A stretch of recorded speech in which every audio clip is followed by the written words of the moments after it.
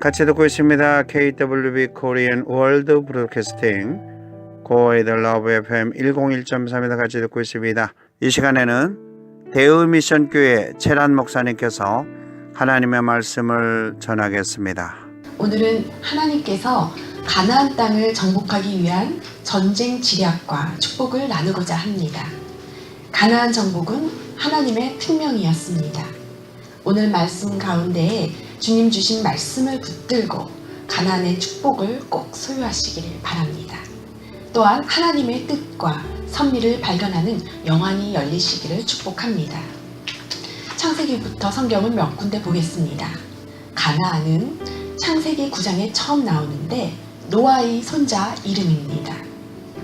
창세기 7장을 보면 대홍수로 하나님께서 세상의 모든 피조물을 심판하신 사건이 나오는데 인간의 죄악 때문에 피조물들까지 오염되어 홍수로 쓸어버리셨습니다. 인간의 욕심, 이기심으로 인하여 피조물들이 죄로 물들었습니다. 그래서 노아의 가족 8명을 제외하고는 하나님께서 인간을 진멸하시기로 작정하셨습니다. 그때 세상의 인구가 얼마나 되었는지는 모르겠으나 남은 자는 단 8명. 노아 부부와 세 아들 셈, 함, 야벳과 세 며느리만 살아남게 되었습니다. 노아가 택함을 받은 이유는 노아는 의인이요 당대의 완전한 자였습니다. 그는 하나님과 동행하는 자였습니다. 노아의 세 아들 중 둘째 아들 함이 있는데 그 아들의 이름이 바로 가나안입니다. 창세기 9장 18절에는 가나안의 아버지 함이라고 기록되어 있는데요. 가나안이 저주를 받은 사건이 나옵니다. 노아가 어느 날 포도 농사를 하다가 포도주를 마시고 취해서 장막 안에서 벌거벗었는데 함이 그의 아버지의 모습을 보고 아버지의 수치를 덮어주기는커녕 비웃으며 두 형제에게 구경거리처럼 알렸습니다. 셈과 야벳은 이러한 함과는 반대로 뒷걸음쳐 들어가서 아버지의 수치를 덮어드렸습니다. 그래서 노아가 술을 깨고 나서 둘째 아들이 행한 일을 알고 함을 저주했습니다. 정확하게 성경에서는 노아가 함이 아닌 그 아들 가나안을 저주하고 있습니다. 이 말씀은 본론에서 자세히 나누기로 하고 지나가겠습니다. 노아가 이르되 가나안은 저주를 받아 그의 형제의 종이 되기를 원하노라. 이때부터 함과 그 아들 가나안은 저주를 받게 됩니다. 창세기 10장에는 노아의 아들들의 족보가 나오는데 10장 15절부터 가나안의 족보가 나옵니다. 가나안은 11아들을 두었습니다. 장자 시돈과 헷, 여부스, 아모리 등 11족속이 흩어져 살았습니다. 가나안의 경계는 굉장히 넓었는데 시돈에서부터 그랄을 지나서 가사까지와 소돔과 고모라와 아드마와 스보임을 지나 라사까지였더라. 그중 우리가 잘 아는 죄악의 도시 소돔과 고모라와 아드마와 스보임은 창세기 14장 1절에서 다시 나오는데 가나안의 후예들이 살고 있었습니다. 이 도시들마다 왕이 있었고 아브라함이 조카 롯을 구할 때 처음 이들 5 왕들, 즉 부족을 거느린 왕들과 전쟁을 하게 됩니다. 제가 보기에 가나안 전쟁은 여호수아가 처음 한 것이 아니라 아브라함이 처음 한 것 같습니다. 이때 아브라함은 이제 17장부터 아브라함이라고 개명하게 되는데 조카 롯이 사로잡혀 있음을 듣고 훈련된 자기의 정예 부대 318명을 거느리고 쫓아가서 가나안 후예들을 쳐 부수고 승리하게 됩니다.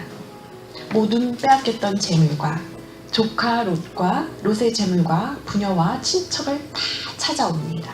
그리고 아브라함을 지나 이삭을 지나 야곱 때에 하나님께서는 야곱 이름을 이스라엘로 바꿔주시고 족장시대가 끝나고 야곱의 12아들의 뿌리를 둔 이스라엘 12지파가 형성됩니다. 야곱이 그때만 해도 가나안에 살고 있었는데 어느 날 기근이 너무 심해서 굶어 죽게 생겼습니다. 그런데 이 기근은 하나님의 섭리였습니다. 그래서 아들들을 애굽에 보내요. 곡식을 구하러 보냈다가 죽은 줄로만 알았던 형제 요셉을 만나게 되고 요셉을 통해 야곱의 온 가족이 가나안 기근을 피해 애굽의 고센 땅에 이주를 해오게 됩니다. 야곱 가족이 가나안에서 애굽으로 국제 이민을 오게 된 것입니다. 이 또한 하나님의 섭리입니다. 그리하여 야곱 가족은 애굽 고센 땅에 정착하게 되었고 그 이후 400년 동안 다른 성경 출애굽기에서는 430년, 사도행전에서는 400년과 450년으로 기록되어 있는데 이 기간 동안 애굽에 정착하며 풍족한 노예 생활을 시작하게 됩니다. 그러나 애굽은 잠시 머무르는 곳이지 하나님께서 예비하신 축복의 땅은 분명 아니었습니다. 먹고 사는 문제는 없었지만 하나님을 섬길 수가, 예배할 수가 없었기 때문입니다. 그렇지만 하나님의 축복은 애굽에서조차 이스라엘을 생육하고 번성하게 하십니다. 가나안에서 애굽으로 왔을 때에는 몇 명인 줄 아십니까? 70명. 그런데 얼마나 축복을 해주셨던지 출애굽할 당시에는 장정만 60만 명, 거의 200만 명이 넘는 폭발적인 인구 증가였습니다. 그래서 애굽 사람들이 위협을 느끼기 시작합니다. 지금 무슬림 난민들을 수용하는 나라들처럼 말입니다. 그래서 애굽에서는 이스라엘 백성을 괴롭게 노역을 시키며 핍박을 했고 이제 더 이상 이스라엘 백성이 버티지 못할 정도인 한계에 다다랐습니다. 이 시점에서 이스라엘 12지파 중 레위 지파에서 모세가 태어납니다. 당시 3살 이하 남아는 다 죽이라는 바로 왕의 명령이 있었음에도 불구하고 바로의 딸의 아들로 애굽의 왕궁에서 자라게 됩니다. 이 또한 하나님의 섭리입니다. 어느 날 하나님께서 그런데 모세를 부르십니다. 오늘 말씀입니다. 호렙산에서 콜림 소명을 받습니다. 출애굽기 3장 4절에 모세야 모세야 하심에 모세가 내가 여기 있나이다. 하나님이 이르시되 이리로 가까이 오지 말라. 내가 선 곳은 거룩한 땅이니 내 발에서 신을 벗으라. 그리고 하나님의 특명이 바로 출애굽기 3장 7절 8절에 나옵니다. 내가 애굽에 있는 내 백성의 고통을 분명히 보고 그들의 감독자로 말미암아 부르짖음을 듣고 그 근심을 알고 내가 내려가서 그들을 애굽인의 손에서 건져내고 그들을 그 땅에서 인도하여 아름답고 광대한 땅, 젖과 꿀이 흐르는 땅, 곧 가나안 족속, 헷 족속, 아모리 족속, 브리스 족속, 히위 족속, 여부스 족속의 지방에 데려가려 하노라. 그런데 여기서 주체를 보면 내가 내 백성의 고통을 보고 내가 내려가서 내가 데려가려 하노라. 하나님께서 하신다는 것입니다. 모세가 한다는 것이 아닙니다.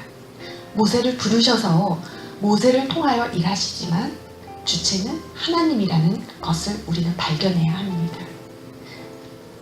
그리고 하나님께서는 모세에게 가라. 내가 너를 바로에게 보내어. 하나님의 보내심이 있었고 너에게 내 백성을 애굽에서 인도하여 내리라. 그런 이 모세는 갑자기 민족 지도자로 발탁되어 두렵고 얼떨떨했을 것입니다. 그런 모세를 아시고 하나님께서 말씀하시기를 내가 반드시 너와 함께 있으리라. 그리고 하나님께서 모세에게 능력을 주십니다. 우리에게도 마찬가지입니다. 부르심이 있으면 분명히 능력을 주시고 함께 해주십니다.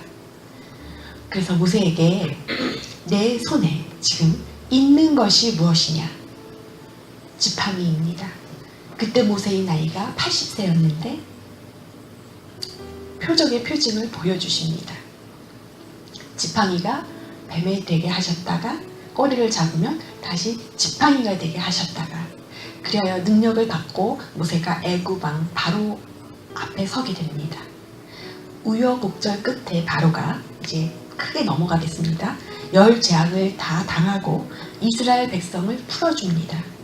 이제 이스라엘 백성은 자유의 몸으로 해방이 되어 하나님을 예배하기 위해서, 섬기기 위해서 애굽을 탈출합니다. 그리고 광야 생활이 시작이 됩니다. 모세가 할 일은 여기까지. 그리고 다음 세대 지도자 여호수아가 가나안 족속들과 전쟁을 하여 하나씩 땅을 정복해 나갑니다. 하나님께서 아름답고 광대한 땅, 젖과 꿀이 흐르는 땅을 주신다고 약속은 했지만 거저 주신 것은 아닙니다. 전쟁이 남아 있습니다. 우리가 그 땅을 취하냐 못 취하냐 우리에게 달려 있습니다. 전쟁에 승리하여 그 땅을 취하면 우리가 가나안 축복을 누리는 것이고, 못 취하면 광야에서 계속 머무르는 생활을 하는 것입니다. 하나님께서는 이미 예비해 주실 것은 맞지만 분명히 알아야 할 것은 영적 축복과 영적 부요함은 꼭 대가를 치루어서야 얻어지는 것입니다. 우리가 출애굽은 했습니다. 광야를 벗어나 가나안 입성을 하느냐 못하느냐는 우리 삶에서 우리 하기에 달린 것입니다. 큰 축복은 큰 대가를 치루어야 합니다. 한 예로 우리가 우리의 구원은 거저인 줄 아는데 절대 우리의 구원은 거저 얻은 것이 아닙니다.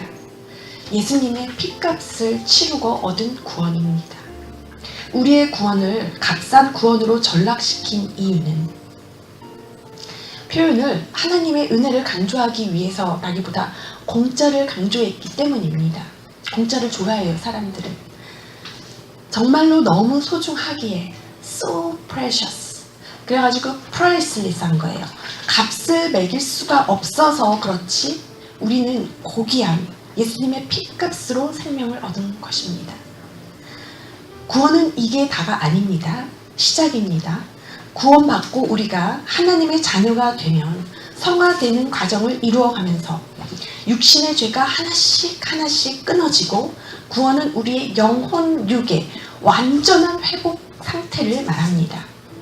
이제 본론으로 들어가서 이 시간 진심으로 우리가 레마의 말씀을 받고 가나안의 축복을 취하기를 원합니다. 우리가 싸워야 할 가나안은 어디입니까?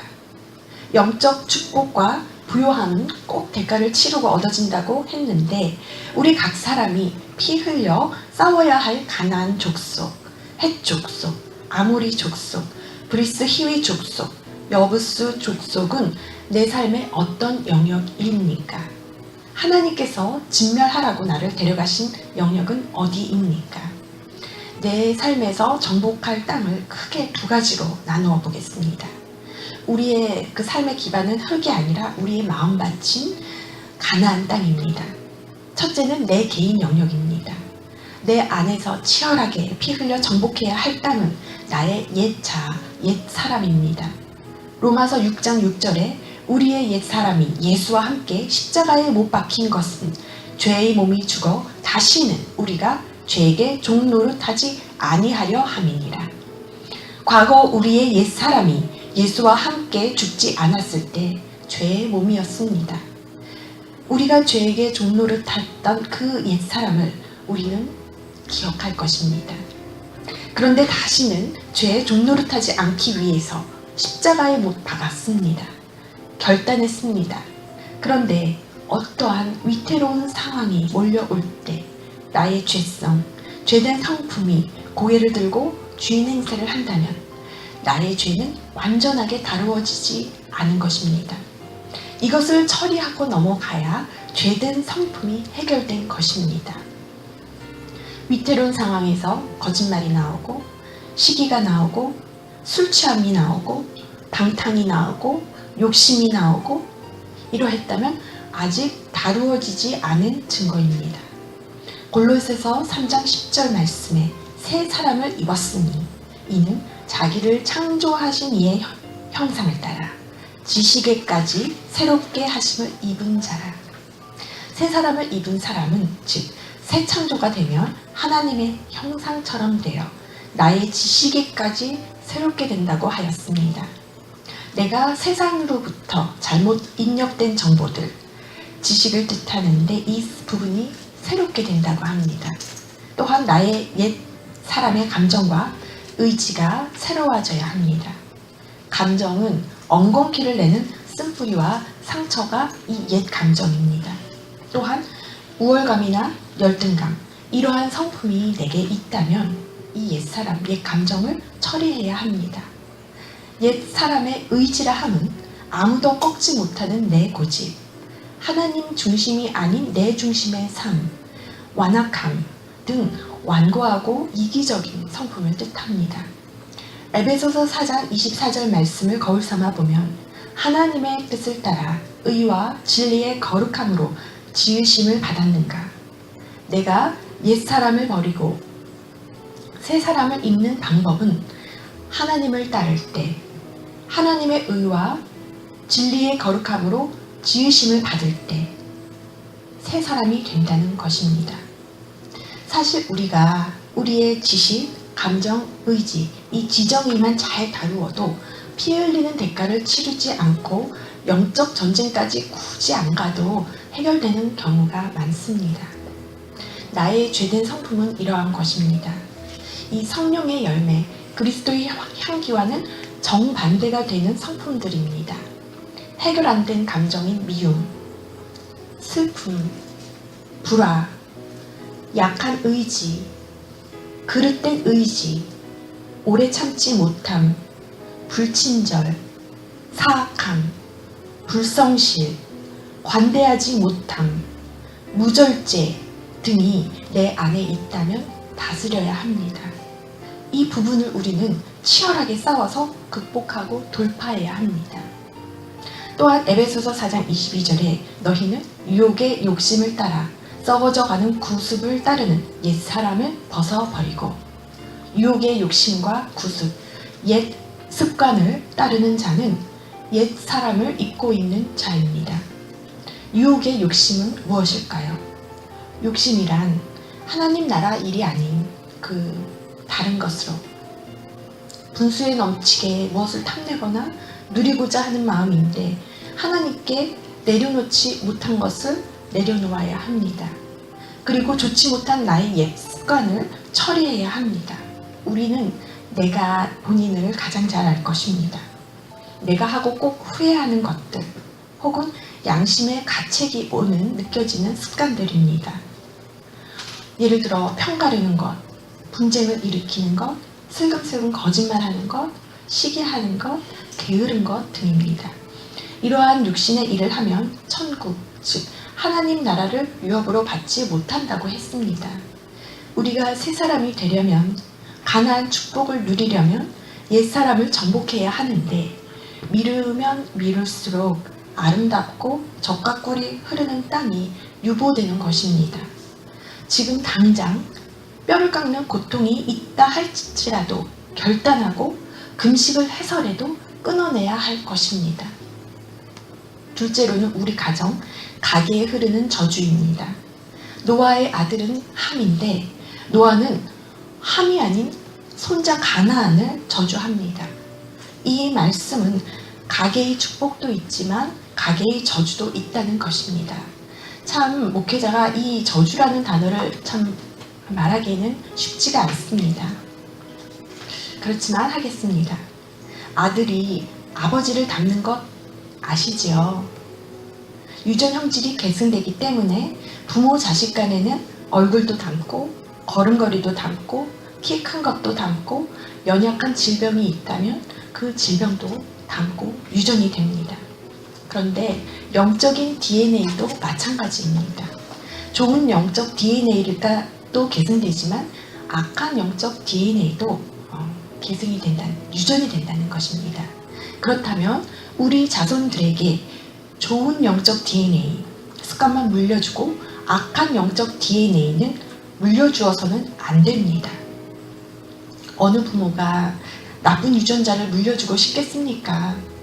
그런데 지금 내가 고치지 않으면 자식들이 닮기 때문에 뿌리 뽑아야 합니다. 출애굽기 34장 7절에 인자를 여는 하나님의 헷세드를 의미합니다. 인자를 천대까지 베풀며 악과 과실과 죄를 용서하리라. 그러나 벌을 면제하지는 아니하고 아버지의 악행을 자손 3, 4대까지 보응하리라. 하나님의 사랑, 인자는 천대까지 베푸시지만 아버지의 악행은 자손 3, 4대까지 보응하시는 분입니다. 가나안의 아버지 함의 악행으로 가나안이 저주를 받았으며 그 저주가 3, 4대까지 이른다는 것입니다. 저주하면 너무 무서운데 우리 그리스도인들이 먼저 꼭 알아야 할 하나님의 그 성품은 구약의 헤세드입니다. 하나님의 가장 주된 성품, 사랑입니다.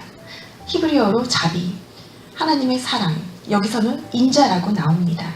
그런데 저주는 3, 4대에 그치지만 하나님의 사랑, 인자는 1000대까지 이릅니다. 그리고 이 출애굽기 말씀은 하나님의 사랑에 방점이 있는 것이지 저주에 방점이 있는 것은 아닙니다. 그러나 아무리 인자가 영원하신, 사랑이 영원하신 분이라 하더라도 악과 과실과 죄를 용서하시지만 벌은 면제하지 않으신다고 했습니다. 벌은 받습니다. 아버지의 악행을 자손 3, 4대까지 보응하리라. 그러나 지피지기면 백전백승이라는 말이 있습니다. 반대로 적을 모르면, 나를 모르면 백전백패입니다. 이순신 장군의 3대 대첩에서 대승을 거둔 것은 탁월한 책략 때문이었습니다. 이처럼 가나안 전쟁에서 영적 승리를 하기 위해서 지략이 필요합니다. 치밀한 계획과 준비, 실천이 필요합니다. 하나님은 모략의 영이십니다. 방법은 성령님께 의지하여 우리 가게의 영적 DNA를 꼭 돌아보아야 합니다. 좋은 DNA는 더 키워달라고 구하고 나쁜 DNA는 우리 3대 위까지 거슬러 올라가서 끊어내야 합니다. 노아의 첫째, 셋째 아들은 아버지를 공경해서 축복을 받았지만 가나안의 아버지 함, 둘째 아들은 저주를 받았습니다. 성경에는 축복과 저주가 분명히 있습니다. 부모 공경은 하나님의 계명입니다. 부모님이 완벽하고 완전해서 공경하는 것이 우리는 아닙니다. 정말 문제가 많은 부모라 하더라도 하나님께서 세우신 권위이기에 그래서 우리는 공경할 수 있습니다. 내가 공경할 때 이때 오는 축복이 있습니다. 하나님의 주권이기에 그 주권을 인정하는 삶을 내가 살 때 오는 축복입니다. 영적인 리더나 직장의 리더에게도 마찬가지입니다. 내가 직장 상사보다 혹은 담임자보다 더 탁월하고 우월할 수 있습니다. 왜냐하면 상사나 목회자는 다 단점이 있는 인간이기 때문입니다. 그러나 하나님께서 세우신 권위에 순복할 때 내게 오는 축복이 있습니다. 모세를 비방한 미리암은 문둥병에 걸렸습니다. 모세가 이방 여인과 결혼한 것은 잘못이지만 하나님이 세우신 지도자는 하나님께서 다루십니다. 질서의 하나님이시기 때문입니다. 다윗은 사울 왕에게 쫓겼을 때 사울을 죽일 기회가 있었지만 죽이지는 않았습니다. 왕이신 하나님의 주권을 인정하기에 그랬습니다. 다시 말해 가게의 저주는 내가 끊어내더라도 부모나 조부모를 공경하고 비방하지 말아야 합니다. 내가 가나안의 축복을 받기 위해서라도 말입니다. 또 내 자녀, 내 자손이 가나안의 축복을 받기 위해서라도 말입니다. 첫째, 개인의 영역도 그러하지만 가게의 가나안의 계보도 우리 혼자 싸우기는 참 쉽지 않습니다. 우리의 교만, 우월감, 이생의 자랑, 주님과 환경을 향한 원망과 불평, 나의 열등감과 쓴뿌리, 상처 이런 것도 성령의 도우심이 필요하지만 우리가 이 가게의 이 DNA 이거를 깨닫는 것도 성령님의 도우심이 필요합니다. 우리 가정이 회복해야 할 모습은 온전한 하나님의 형상입니다. 이것이 바로 영혼육의 구원입니다. 하나님께 나아가 나의 세상 냄새나는 지정의를 내어드리고 내 모든 영역을 주님 다스려 달라고 주권을 내어드릴 때 주님이 내가 주체가 되어 내가 한다, 내가 일하십니다. 하나님께서 인격적인 분이시기에 우리가 온전히 내어드릴 때 다스려 주십니다. 여호수아는 가나안 족속들을 멸할 때마다 이긴 승리의 비결이 있습니다. 딱 한 번 여호수아의 잘못이 아닌 아간의 범죄 때문에 문제가 있기는 했습니다. 그러나 여호수아의 승리의 비결은 하나님께 묻고 그 말씀대로 순종하는 것이었습니다. 우리도 가나안을 정복할 때 하나님께 물어야 합니다. 여리고 성에 올라갈까요, 말까요? 아이 성에 올라갈까요, 말까요? 그리고 언제, 또 어떻게, 또 장소를 항상 물어야 합니다. 즉, 항상 하나님께 내어드리는 기도를 해야 합니다. 하나님께 내 뜻을 경험허이 내려놓고 기도할 때 하나님께서 말씀하시고 하나님께서 응답하시고 하나님께서 고쳐주시고 방법을 주십니다. 그런데 가장 중요한 한 가지 팁은 전쟁을 시작했다면 원수를 끝까지 진멸해야 합니다. 원수가 모두 죽을 때까지 진멸해야 합니다. 그렇지 않으면 진멸된 것이 아닙니다. 싹이 나오고 또 나옵니다. 가나안 정복 전쟁은 7년 동안 했는데 전쟁은 비록 그쳤지만 모든 싸움은 끝난 것이 아니고 대규모 정복 전쟁만 마무리되었습니다. 유다 자손은 하나님의 말씀, 경고를 따르지 않고 예루살렘 주민 여부스 족속을 쫓아내지 못하고 완전히 쫓아내지 못하고 그들과 함께 살아가는 타협의 길을 선택한 결과 여호수아 15장 63절에 여부스 족속이 오늘까지 유다 자손과 함께 예루살렘에 거주하니라. 또 여호수아 6장 10절에는 에브라임 자손도 마찬가지였습니다. 하나님께서 전부 진멸하라고 하셨는데 이스라엘 백성이 하나님께 불순종하여 지금까지 팔레스타인 전쟁을 하고 있습니다. 성경을 보면 간단하기까지 모두 죽이라고 했습니다. 심지어는 작물의 씨앗마저 죽이라고 없애라고 했습니다. 우리가 우리 안에 악의 세력이 있다면 피 흘림이 있더라도 철저하게 진멸해야 하는데 이것을 못한다면 이러한 결과가 나타납니다. 가나안 땅은 팔레스타인의 옛 이름입니다. 위치는 레바논과 시리아 남단에서 가자 지역, 남쪽 애굽 시내까지 이르는 땅으로 통상적으로는 요단강, 서쪽 전 지역을 일컫습니다. 참 넓은 지역입니다. 성경에서는 단에서 브엘세바까지로 묘사됩니다. 그러나 넓은 측면에서 가나안은 멀리 북방의 하맛과 요단 동편 유브라데에 이르기까지 광야란 지경을 가리킵니다. 이곳은 하나님께서 아브라함에게 주시기로 약속했던 땅입니다. 그런데 아쉽게도 이스라엘은 가나안 사람을 완전히 멸하지를 않았습니다. 말씀을 정리하겠습니다. 우리가 오늘 이 말씀에서 얻을 수 있는 영적 가르침은 악한 성품, 악한 습관, 악의 나쁜 영적 DNA는 철저하게 끊어내야 한다는 것입니다. 가나안 축복을 누리려면 철저한 자기 관리, 영적 관리가 필요합니다. 그리고 하나님 앞에서 검증받아야 합니다.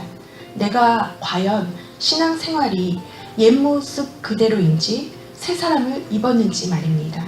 검증, 확인할 방법은 우리가 하나님의 말씀에 비추어 볼 수 있습니다.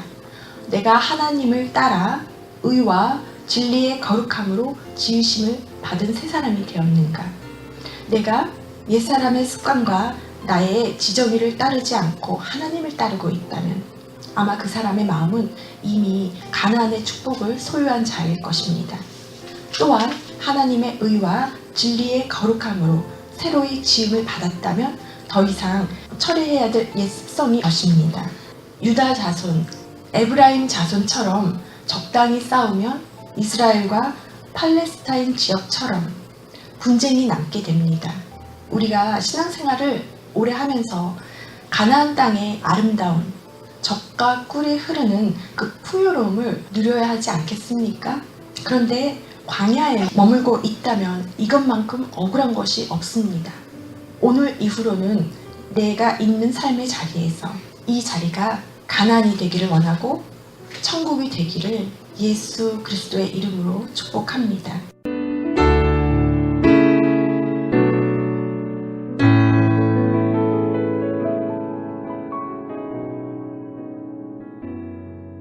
지금까지 대의미션교회 최란 목사님의 설교였습니다.